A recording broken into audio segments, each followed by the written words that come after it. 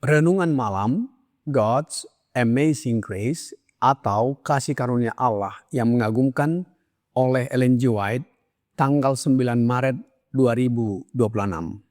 Mari kita berdoa. Bapa kami yang di sorga, Allah pencipta langit dan bumi, laut beserta segala isinya. Satu-satunya Allah yang benar, yang kami sembah selalu melalui anak-Mu, Yesus Kristus. Kami bersyukur dan berterima kasih oleh sebab penyertaan dan perlindungan Bapa sepanjang hari dalam seluruh aktivitas dan pekerjaan kami. Pada malam ini, kami akan mendengarkan firman-Mu.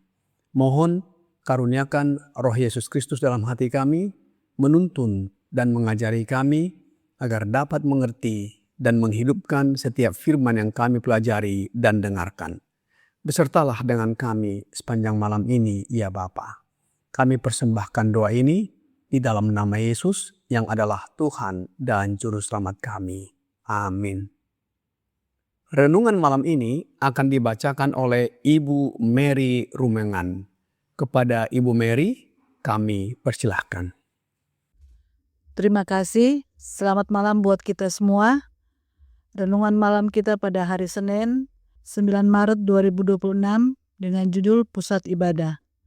Ayat inti terdapat dalam Mazmur 138 ayat 2.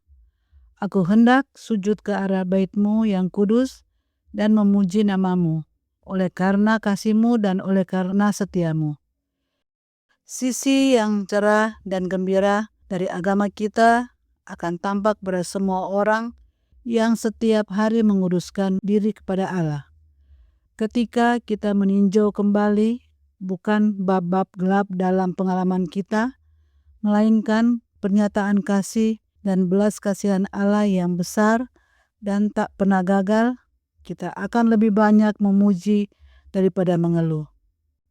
Kita akan berbicara tentang kesetiaan kasih Allah sebagai gembala sejati, lembut, dan penuh belas kasihan terhadap kawanannya yang telah dinyatakannya bahwa tidak seorang pun akan merebut mereka dari tangannya.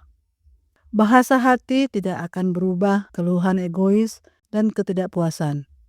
Pujian seperti aliran air yang jernih akan keluar dari mereka yang sungguh-sungguh percaya kepada Allah. Bait Allah terbuka di sorga dan ambang pintu itu dipenuhi dengan kemuliaan Allah yang disediakan bagi setiap gereja yang mengasihi Allah dan menuruti perintah-perintahnya. Kita perlu belajar merenung dan berdoa. Maka kita akan memiliki penglihatan rohani untuk melihat pelataran dari bait sorgawi. Kita akan menangkap tema lagu dan ucapan syukur dari paduan suara sorgawi di sekitar takhta.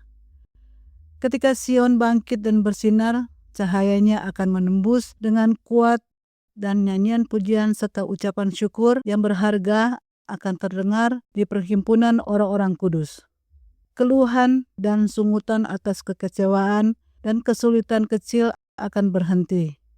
Kita akan melihat pengantara kita mempersembahkan dupa dari jasanya sendiri bagi kita. Allah mengajarkan bahwa kita harus berkumpul di rumahnya untuk menumbuhkan sifat kasih yang sempurna.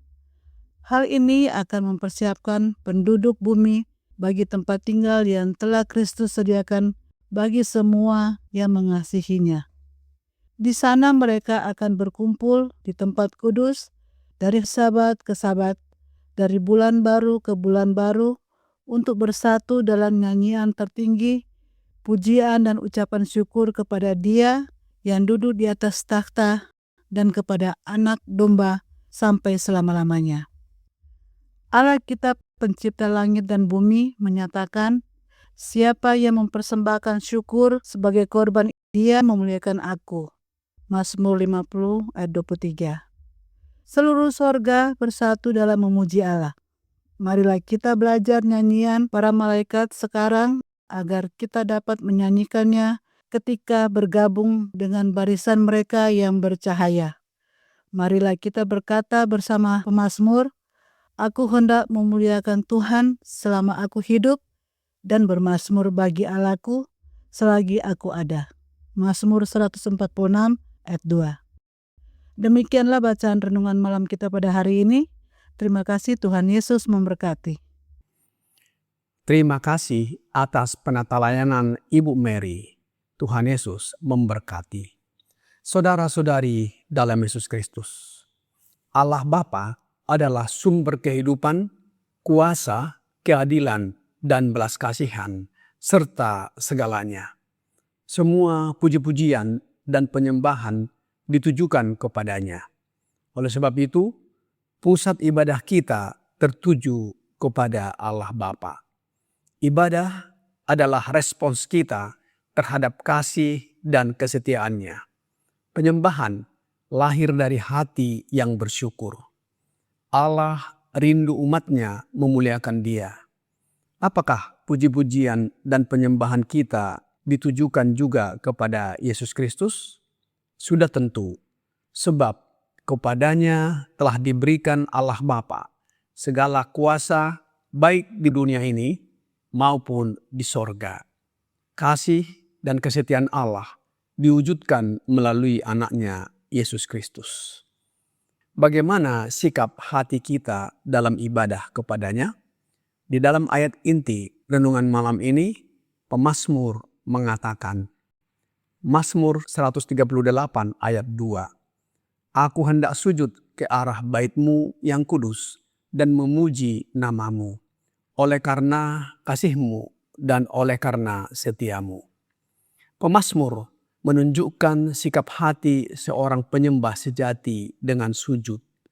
Ini adalah tindakan merendahkan diri serendah-rendahnya dengan mengakui kelemahan, pasrah secara total, dan mengagungkan Allah. Daud datang kepada Allah bukan karena kewajiban, tetapi karena ia melihat dan merasakan berkat, kasih, kebaikan, dan kesetiaannya. Ibadah yang benar selalu berpusat pada Allah dan dipenuhi rasa syukur atas kasih, kebaikan, dan kesetiaannya. Seringkali kita mudah mengingat kesulitan-kesulitan hidup daripada berkat, kasih, kebaikan, dan kesetiaan Allah. Namun, ketika kita mengingat hal-hal tersebut, hati kita akan dipenuhi rasa syukur dan pujian. Seperti seorang gembala yang menjaga domba-dombanya, Yesus memelihara umatnya dengan penuh kasih. Oleh sebab itu, Rasul Yohanes menuliskan di dalam Yohanes 10 ayat 27 dan 28. Domba-dombaku mendengarkan suaraku, dan aku mengenal mereka, dan mereka mengikut aku. Dan aku memberikan hidup yang kekal kepada mereka, dan mereka pasti tidak akan binasa sampai selama-lamanya. Dan seorang pun tidak akan merebut mereka dari tanganku. Sebagaimana domba-domba yang dituntun oleh gembalanya, layaknya kita dituntun oleh Yesus Kristus sebagai gembala agung kita. Kita mengenal gembala dan suaranya. Kemanapun Yesus menuntun, kita ikut. Dengan mengikutinya, kita tidak akan tersesat dan tidak ada seorang pun yang akan mengambil kita darinya. Yesus telah naik ke sorga dan menjadi pengantara bagi kita kepada Allah Bapa. Sebagai pengikutnya, ketika kita berkumpul dalam ibadah, kita terhubung dengan sorga. Ketika kita berdoa, memuji dan merenungkan firman-Nya, kita diingatkan bahwa Kristus adalah pengantara kita di sorga. Ia mempersembahkan doa-doa kita kepada Bapa. Rasul Paulus mengingatkan kita agar tidak menjauhkan diri dari pertemuan ibadah kita, sebagaimana di dalam Ibrani 10 ayat 25. Janganlah kita menjauhkan diri dari pertemuan-pertemuan ibadah kita, seperti dibiasakan oleh beberapa orang.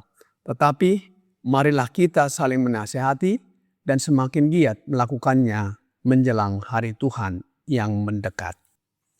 Allah tidak hanya memanggil kita untuk percaya secara pribadi, tetapi juga untuk berkumpul sebagai umat-Nya.